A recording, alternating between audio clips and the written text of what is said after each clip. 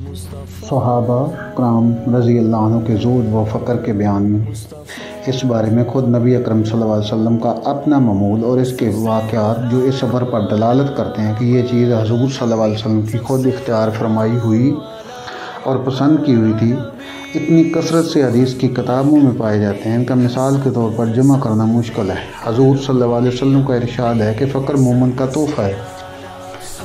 حضور صلی اللہ علیہ وسلم کا پہاڑوں کو سونا بنا دینے سے انکار۔ حضور صلی اللہ علیہ وسلم کا ارشاد ہے کہ میرے رب نے مجھ پر یہ پیش کیا کہ میرے لیے مکہ کے پہاڑوں کو سونا بنا دیا جائے۔ میں نے عرض کیا، اے اللہ، مجھے تو یہ پسند ہے کہ ایک دن پیٹ بھر کر کھاؤں اور دوسرے دن بھوکا رہوں، تاکہ جب بھوکا ہوں تو تیری طرفداری کروں اور تجھے یاد کروں، اور جب پیٹ بھروں تو تیرا شکر کروں، تیری تعریف کروں۔ یہ اس ذات مقدس کا حال ہے جس کے ہم نام لیوائیں اور اس کی امت میں ہونے پر فخر کرتے ہیں، جس کی ہر بات ہمارے لیے قابل اتباع ہے۔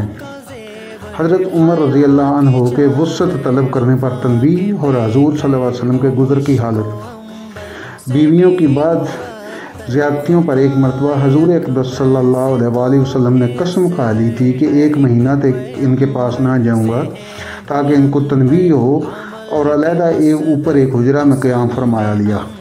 لوگوں میں یہ مشہور ہو گیا کہ حضور صلی اللہ علیہ وسلم نے سب کو طلاق دے دی۔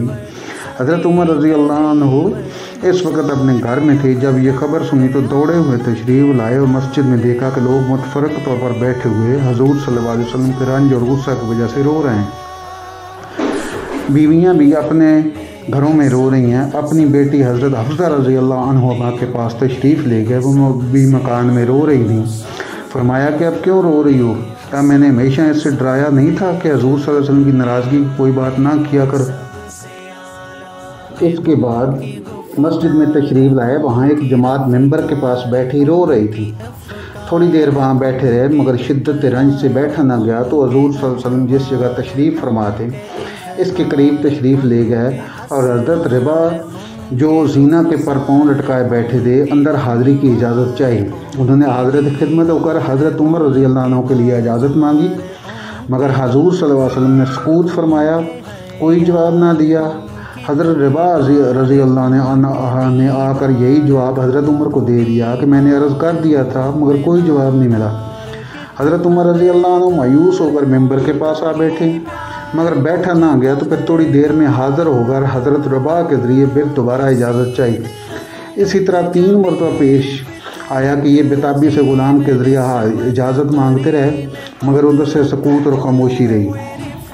حضرت عمر رضی اللہ عنہ حاضر خدمت ہوئے تو دیکھا کہ حضور اقدس صلی اللہ علیہ وسلم ایک بورے پر لیٹے ہوئے ہیں جس پر کوئی چیز بچھی ہوئی نہیں ہے۔ اس وجہ سے جسم عطر پر بورے کے نشانات بھی ابھر آئے ہیں، اور سرانے ایک چمڑے کا تکیہ ہے جس میں کھجور کی چھال بھری ہوئی ہے۔ میں نے سلام کیا اور سب سے اول تو یہ پوچھا کہ کیا آپ نے بیویوں کو طلاق دے دی؟ آپ صلی اللہ علیہ وسلم نے فرمایا نہیں۔ اس کے بعد میں نے دل بستگی کے طور پر حضور صلی اللہ علیہ وسلم سے عرض کیا، یا رسول اللہ، ہم قریشی لوگ عورتوں پر غالب رہتے تھے، مگر جب مدینہ آئے تو دیکھا کہ انصار کی عورتیں مردوں پر غالب ہیں۔ ان کو دیکھ کر قریش کی عورتیں بھی اس سے متاثر ہو گئیں۔ اس کے بعد میں نے ایک اور بات کی جس سے نبی کریم صلی اللہ علیہ وسلم کے چہرہ انور پر تبسم کے آثار ظاہر ہوئے۔ میں نے دیکھا کہ گھر کا کل سامان یہ تھا: 3 چمڑے بغیر دباغت دیے ہوئے اور ایک مٹھی جو ایک کونے میں جو پڑے ہوئے تھے۔ میں نے ادھر ادھر نظر دوڑا کر دیکھا تو اس کے سوا کچھ نہ ملا۔ میں دیکھ کر رو دیا۔ حضور صلی اللہ علیہ وسلم نے فرمایا، کیوں رو رہے ہو؟ میں نے عرض کیا، یا رسول اللہ، کیوں نہ روؤں کہ یہ بوریے کے نشان آپ کے بدن مبارک پر پڑ رہے ہیں۔ یا رسول اللہ، کیوں نہ روؤں کہ گھر کی کل کائنات یہ ہے جو میرے سامنے ہے۔ پھر میں نے عرض کیا، یا رسول اللہ، دعا کیجیے کہ آپ کی امت پر بھی وسعت ہو۔ یہ روم اور فارس والے بے دین ہونے کے باوجود کہ اللہ کی عبادت نہیں کرتے، ان پر تو وسعت یہ ہے، یہ کیسر و کثرت و باغوں اور نہروں کے درمیان ہیں، اور آپ اللہ کے رسول اور اس کے خاص بندہ ہو کر یہ حالت۔ نبی اکرم صلی اللہ علیہ وسلم تکیہ لگائے ہوئے لیٹے تھے۔ حضرت عمر رضی اللہ عنہ کی یہ بات سن کر بیٹھ گیا اور فرمایا کہ عمر، کیا اب تک اس بات کے اندر شک میں پڑے ہو؟ سنو، آخرت کی وسعت دنیا کی وسعت سے کہیں بہتر ہے۔ ان کفار کو طیبات اور اچھی چیزیں دنیا میں مل گئیں اور ہمارے لیے آخرت میں ہیں۔ حضرت عمر رضی اللہ عنہ نے عرض کی یا رسول اللہ میرے لیے استغفار فرمائیں کہ واقعی میں نے غلطی کی۔ فائدہ: یہ دین اور دنیا کے بادشاہ اور اللہ کے لاڈ رسول صلی اللہ علیہ وسلم کا طرز عمل ہے کہ بورے پر کوئی چیز بچھی ہوئی بھی نہیں، نشانات بدن پر پڑے ہوئے ہیں، گھر کے ساز و سامان کا حال بھی معلوم ہو گیا۔ اس پر ایک شخص نے دعا کی درخواست کی تو تنبیہ فرمائی۔ حضرت عائشہ سے کسی نے پوچھا کہ آپ کے گھر میں حضور صلی اللہ علیہ وسلم کا بستر کیسا تھا؟ فرمایا کہ ایک چمڑا کا تھا جس میں کھجور کی چھال بھری ہوئی تھی۔ حضرت حفصہ رضی اللہ عنہ سے بھی کسی نے پوچھا کہ آپ کے گھر میں حضور صلی اللہ علیہ وسلم کا بستر کیسا تھا؟ فرمایا کہ ایک ٹاٹ تھا جس کو دورہ کر کے حضور صلی اللہ علیہ وسلم کے نیچے بچھا دیتی تھی۔ ایک روز مجھے خیال ہوا کہ اگر اس کو چوڑا کر کے بچھا دوں تو زیادہ نرم ہو جائے، چنانچہ میں نے بچھا دیا۔ حضور صلی اللہ علیہ وسلم نے صبح کو فرمایا کہ رات کو کیا بچھایا تھا؟ میں نے عرض کیا کہ وہی ٹاٹ تھا، اس کو چوڑا کر کے بچھا دیا تھا۔ فرمایا اس کو ویسا ہی کر دو جیسا پہلے تھا، اس کی نرمی رات کو اٹھنے میں مانع بنتی ہے۔ اب ہم لوگ اپنے نرم اور گداز بستروں پر نگاہ ڈالیں تو اللہ نے کس قدر وسعت فرما رکھی ہے، اور پھر بھی بجائے شکر کے ہر وقت تنگی کی شکایت ہی زبان پر رہتی ہے۔ حضرت ابو ہریرہ رضی اللہ عنہ کی بھوک میں حالت۔ حضرت ابو ہریرہ رضی اللہ عنہ ایک مرتبہ کتان کے کپڑے میں ناف صاف کر کے فرمانے لگے، کیا کہنے ابو ہریرہ کہ آج کتان کے کپڑے میں ناک صاف کرتا ہے، حالانکہ مجھے وہ زمانہ بھی یاد ہے جب حضور اقدس صلی اللہ علیہ وسلم کے ممبر اور حجرہ کے درمیان بے ہوش پڑا ہوا ہوتا تھا اور لوگ مجنون سمجھ کر پاؤں سے گردن دباتے تھے، حالانکہ جنون نہیں تھا بلکہ بھوک تھی۔ فائدہ: یعنی بھوک کی وجہ سے کئی روز فاقہ کا ہو جانا تھا، بیہوشی ہو جاتی تھی اور لوگ سمجھتے تھے کہ جنون ہو گیا ہے۔ کہتے ہیں کہ اس زمانے میں مجنوں کا علاج گردن کو پاؤں سے دبانے سے کیا جاتا تھا۔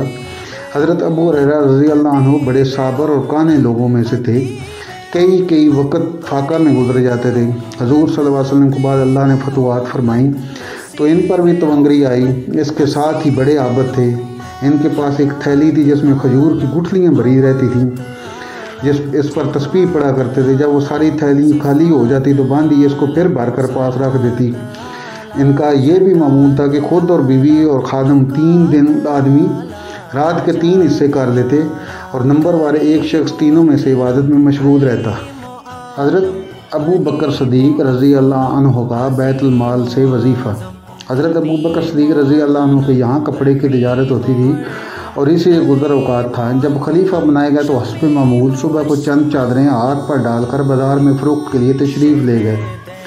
راستہ میں حضرت عمر رضی اللہ عنہ سے ملے، پوچھا کہاں چلے؟ فرمایا بازار جا رہا ہوں۔ حضرت عمر نے عرض کیا کہ اگر آپ تجارت میں مشغول ہو گئے تو خلافت کے کام کا کیا ہوگا؟ پھر فرمایا پھر اہل و عیال کو کہاں سے کھلاؤں؟ عرض کیا کہ ابو عبیدہ رضی اللہ عنہ جن کو حضور صلی اللہ علیہ وسلم امین ہونے کا لقب دیا ہے، ان کے پاس چلتے ہیں، وہ آپ کے لیے بیت المال سے کچھ مقرر کر دیں گے۔ دونوں حضرات ان کے پاس تشریف لے گئے تو انہوں نے ایک مہاجری کو جو اوسطاً ملتا تھا، کم نہ زیادہ، وہ مقرر فرما دی۔ ایک مرتبہ بیوی نے درخواست کی کہ کوئی میٹھی چیز کھانے کو دل چاہتا ہے۔ حضرت ابو بکر صدیق رضی اللہ عنہ نے فرمایا کہ میرے پاس تو دام نہیں کہ خریدوں۔ اہلیہ نے عرض کیا کہ ہم اپنے روز کے کھانے میں سے تھوڑا تھوڑا بچا لیا کریں، کچھ دنوں میں اتنی مقدار ہو جائے گی۔ آپ نے اجازت فرما دی۔ اہلیہ نے کئی روز میں کچھ تھوڑے سے پیسے جمع کیا۔ آپ نے فرمایا کہ تجربے سے یہ معلوم ہوا کہ اتنی مقدار ہمیں بیت المال سے زیادہ ملتی، اس لیے جو اہلیہ نے جمع کی وہ بیت المال میں جمع فرما دیا اور آئندہ کے لیے اتنی مقدار جتنا انہوں نے اپنی تنخواہ سے کم کر دیا۔ فائدہ: اتنے بڑے خلیفہ اور بادشاہ پہلے سے اپنی تجارت بھی کرتے اور وہ ضرورت کو کافی بھی تھی، جیسا کہ سیلان سے معلوم ہوتا ہے کہ جو بخاری میں حضرت عائشہ سے مروی ہے کہ جب ابو بکر صدیق خلیفہ بنائے گئے تو آپ رضی اللہ عنہ نے فرمایا کہ میری قوم کو یہ بات معلوم ہے کہ میرا پیشہ تجارت میرے اہل و عیال کو ناکافی نہیں تھا، لیکن اب خلافت کی وجہ سے مسلمانوں کے کاروبار میں مشغولی ہے، اس لیے بیت المال سے میرے اہل و عیال کا کھانا مقرر ہوگا۔ اس کے باوجود جب حضرت ابو بکر رضی اللہ عنہ کا وصال ہوا تو حضرت عائشہ کو وصیت فرمائی کہ میری ضرورتوں میں جو چیزیں بیت المال کی ہیں وہ میرے بعد آنے والے خلیفہ کے حوالے کر دیجیے۔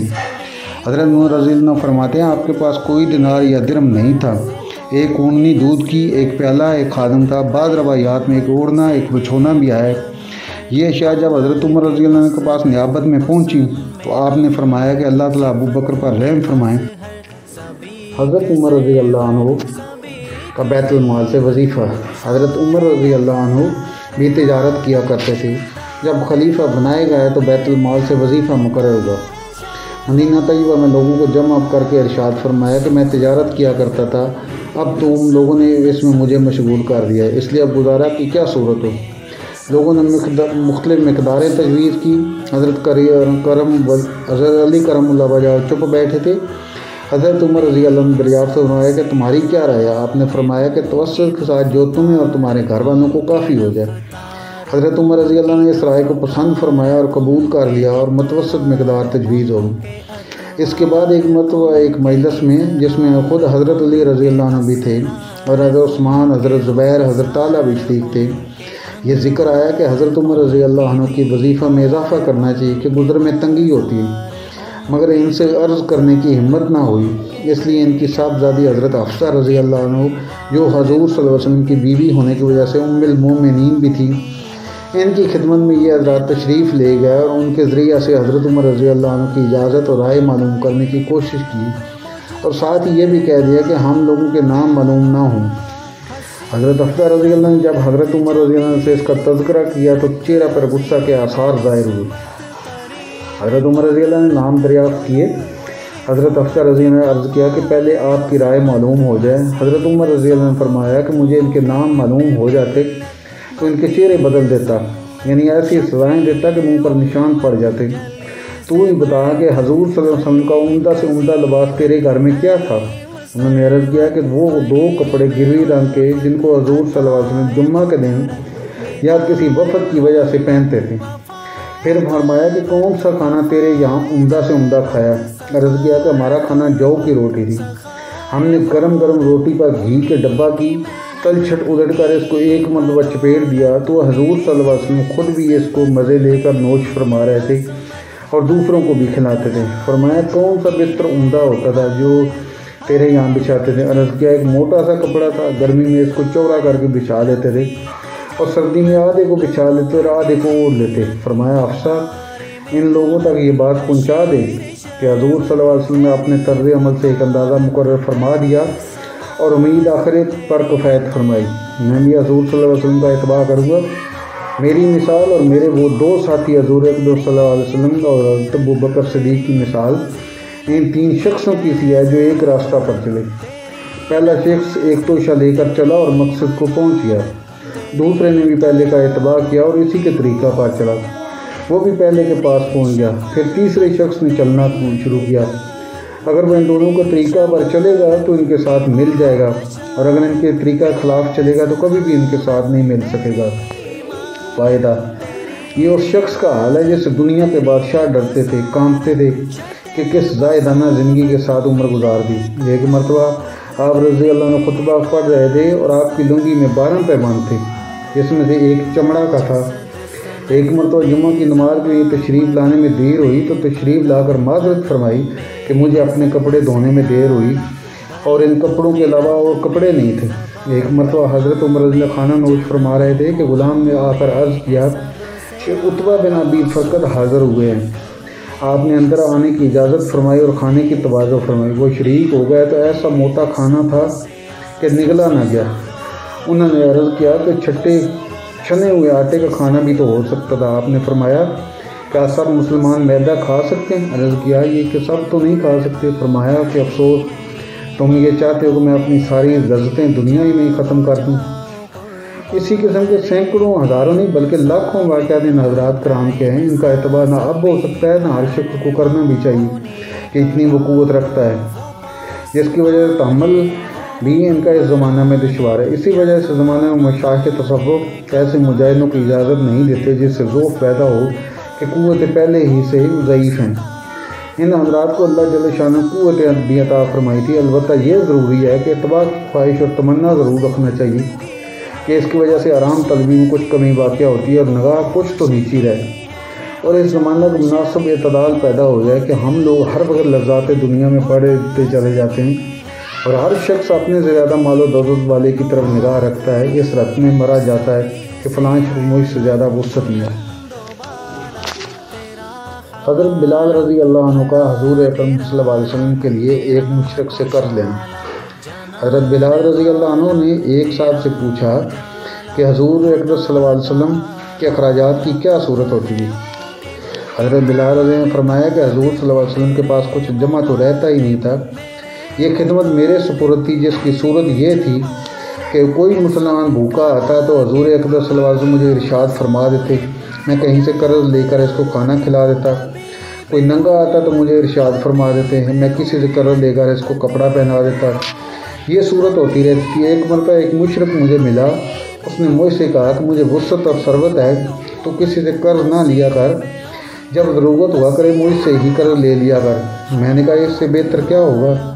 اس سے قرض لینا شروع کر دیا۔ جب ارشاد عالی ہوتا اس سے قرض لے آیا کرتا اور ارشاد والا کی تعمیل کر دیتا۔ ایک مرتبہ وضو کر کے اذان کہنے کے لیے کھڑا ہی ہوا تھا کہ وہی مشرک کی جماعت کے ساتھ آیا اور کہنے لگا او حبشی۔ میں ادھر متوجہ ہوا تو ایک دم بے تحاشا گالیاں دینے لگا اور برا بھلا جو منہ میں آیا کہا اور کہنے لگا کہ مہینہ ختم ہونے میں کتنے دن باقی ہیں؟ میں نے کہا قریب ختم کیا ہے۔ کہنے لگا کہ 4 دن باقی ہے۔ اگر مہینہ کے ختم تک میرا سب قرضہ ادا نہ کیا تو تجھے اپنے قرضہ میں غلام بناؤں گا اور اسی طرح بکریاں چراتا پھرے گا جیسا پہلے تھا۔ یہ کہہ کر چلا گیا۔ مجھ پر دن بھر جو گزرنا چاہیے تھا وہی گزرا۔ تمام دن رنج و صدمہ سوار رہا اور عشاء کی نماز کے بعد حضور اکرم صلی اللہ علیہ وسلم کی خدمت میں حاضر اور سارا قصہ سنایا اور عرض کیا یا رسول اللہ، نہ آپ کے پاس اس وقت ادا کرنے کو فوری انتظام ہے اور نہ کھڑے کھڑے کو میں کوئی انتظام کر سکتا ہوں۔ وہ ذلیل کرے گا، اس لیے اگر اجازت ہو تو اتنے قرض اترنے کا انتظام ہو، میں کہیں رو پوش ہو جاؤں۔ جب آپ کے پاس کہیں سے کچھ آ جائے گا میں حاضر ہوں۔ یہ عرض کر کے گھر آیا، تلوار ڈال اٹھائی، جوتا اٹھایا، یہی سامان سفر تھا اور صبح ہونے کا انتظار کرتا رہا۔ صبح قریب ہی تھی کہ ایک صاحب دوڑے ہوئے آئے کہ حضور صلی اللہ علیہ وسلم کی خدمت میں جلدی چلو۔ میں حاضر خدمت ہوا تو دیکھا کہ 4 اونٹیاں جن پر سامان لدا ہوا تھا بیٹھی ہیں۔ حضور صلی اللہ علیہ وسلم نے فرمایا خوشی کی بات سناؤں کہ اللہ تعالیٰ نے تیرے قرضہ کی بے باکی کا انتظام فرما دیا ہے، یہ اونٹیاں بھی تیرے حوالے ہیں، ان سب کا سامان بھی۔ فدر کے رئیس نے یہ نذرانہ مجھے بھیجا ہے۔ میں نے اللہ کا شکر ادا کیا اور خوشی خوشی ان کو لے کر گیا اور سارا قرضہ ادا کر کے واپس آیا۔ حضور صلی اللہ علیہ وسلم اتنے مسجد میں انتظار فرماتے رہے۔ میں نے واپس آ کر عرض کیا کہ حضور اللہ کا شکر ہے، حق تعالیٰ نے سارے قرضہ سے آپ کو سبکدوش کر دیا، اب کوئی چیز بھی قرضہ کی باقی نہیں رہی۔ حضور صلی اللہ علیہ وسلم نے دریافت فرمایا کہ سامان میں بھی کچھ باقی ہے؟ میں نے عرض کیا جی ہاں کچھ باقی ہے۔ حضور صلی اللہ علیہ وسلم نے فرمایا کہ اسے بھی تقسیم ہی کر دے تاکہ مجھے راحت ہو جائے۔ میں گھر میں بھی اس وقت تک نہیں جاؤں گا جب تک یہ تقسیم نہ ہو جائے۔ تمام دن گزر جانے کے بعد عشاء کی نماز سے فراغت پر حضور صلی اللہ علیہ وسلم نے دریافت فرمایا کہ وہ بچہ وہ مال تقسیم ہو گیا ہے یا نہیں؟ میں نے عرض کیا کہ کچھ موجود ہے، ضرورت مند آئے نہیں۔ تو حضور صلی اللہ علیہ وسلم نے مسجد ہی میں آرام فرمایا۔ دوسرے دن عشاء کے بعد پھر حضور صلی اللہ علیہ وسلم نے فرمایا کہو جی کچھ ہے؟ میں نے عرض کیا کہ اللہ جل شانہ نے آپ کو راحت عطا فرمائی کہ وہ سب نمٹ گیا۔ حضور صلی اللہ علیہ وسلم اللہ جل شانہ کی حمد و ثنا فرمائی۔ حضور صلی اللہ علیہ وسلم کو یہ ڈر ہوا کہ کہیں خدا نخواستہ موت آ جائے اور کچھ حصہ مال کا آپ کی ملک میں رہے۔ اس کے بعد گھر میں تشریف لے گیا اور بیویوں سے جا ملے۔ فائدہ: اللہ والوں کی یہ بھی خواہش رہتی ہے کہ ان کی ملک میں مال و متاع میں کچھ نہ رہے۔ پھر حضور صلی اللہ علیہ وسلم کا تو کیا پوچھنا جو سارے نبیوں کے سردار، سارے اولیاء کے سردار۔ حضور صلی اللہ علیہ وسلم کو اس کی خواہش کیوں نہ ہوتی کہ دنیا سے بالکل فارغ ہو جائیں۔ حضرت ابو ہریرہ رضی اللہ عنہ کا بھوک میں مسئلہ دریافت کرنا۔ حضرت ابو ہریرہ رضی اللہ عنہ فرماتے ہیں کہ تم لوگ اس وقت ہماری حالتیں دیکھتے کہ ہم میں سے بعضوں کو کئی وقت تک اتنا کھانا نہیں ملتا تھا جس سے کمر سیدھی ہو سکے۔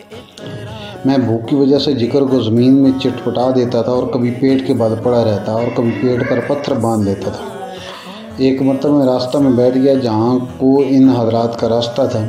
اول حضرت ابو بکر صدیق رضی اللہ عنہ گزرے۔ میں نے ان سے کوئی بات پوچھنا شروع کر دی۔ خیال تھا کہ یہ بات کرتے ہوئے گھر لے جائیں گے اور پھر عادت شریفہ کے موافق جو موجود ہوگا اس میں تواضع فرمائیں گے، مگر انہوں نے ایسا نہ کیا۔ غالباً ذہن منتقل نہیں ہوا یا اپنے گھر کا حال معلوم ہوا کہ وہاں کچھ نہیں تھا۔ اس کے بعد حضرت عمر رضی اللہ عنہ تشریف لائے۔ ان کے ساتھ بھی یہی صورت پیش آئی۔ پھر نبی کریم صلی اللہ علیہ وسلم تشریف لائے اور مجھے دیکھ کر مسکرائے اور میری حالت اور غرض سمجھ گئے اور ارشاد فرمایا ابو ہریرہ میرے ساتھ آؤ۔ میں ساتھ ہو لیا حضور صلی اللہ علیہ وسلم گھر تشریف لے گئے۔ میں ساتھ اندر حاضری کی اجازت لے کر حاضر ہوا۔ گھر میں ایک پیالہ دودھ کا رکھا ہوا تھا جو خدمت اقدس میں پیش کیا گیا۔ دریافت فرمایا کہ کہاں سے آیا ہے؟ عرض کیا فلاں جگہ سے، حضور صلی اللہ علیہ وسلم کے لیے ہدیہ میں آیا۔ حضور صلی اللہ علیہ وسلم نے ارشاد فرمایا ابو ہریرہ جاؤ اہل صفہ کو بلا لاؤ۔ اہل صفہ اسلام کے مہمان شمار ہوتے تھے۔ یہ وہ لوگ تھے جن کے گھر کچھ بھی نہ ہوتا تھا، نہ کوئی گھر تھا، نہ ٹھکانا، نہ کھانے کا کوئی مستقل انتظام۔ ان حضرات کی مقدار کم و بیش ہوتی رہتی تھی، مگر اس قصہ کے وقت 70 تھی۔ حضور صلی اللہ علیہ وسلم کا معمول یہ بھی تھا کہ ان میں سے 2-2 4-4 کو کسی کھاتے پیتے صحابی کا کبھی کبھی مہمان بھی بنا دیتے، اور خود اپنا معمول یہ تھا کہ کہیں سے صدقہ آتا تو ان لوگوں کے پاس بھیج دیتے اور خود اس میں شرکت نہ فرماتے، اور کہیں سے ہدیہ آتا تو ان کے ساتھ حضور اقدس صلی اللہ علیہ وسلم خود بھی اس میں شرکت فرماتے۔ حضور صلی اللہ علیہ وسلم نے بلانے کا حکم دیا۔ مجھے گراں تو ہوا کہ اس دودھ کی مقدار ہی کیا ہے جس پر سب کو بلا لاؤں، سب کا کیا بھلا ہوگا، ایک آدمی کو بھی مشکل سے کافی ہوگا، اور پھر بلانے کے بعد مجھ ہی کو پلانے کا حکم ہوگا، اس لیے نمبر بھی آخر میں آئے گا جس میں بچے گا بھی نہیں۔ لیکن حضور صلی اللہ علیہ وسلم کی اطاعت کے بغیر چارہ ہی کیا تھا، میں گیا اور سب کو بلا لایا۔ حضور صلی اللہ علیہ وسلم نے ارشاد فرمایا کہ لے ان کو پلا۔ میں ایک ایک شخص کے پیالہ حوالہ کرتا اور وہ خوب سیر ہو کر پیالہ پیتا اور پیالہ مجھے واپس کر دیتا۔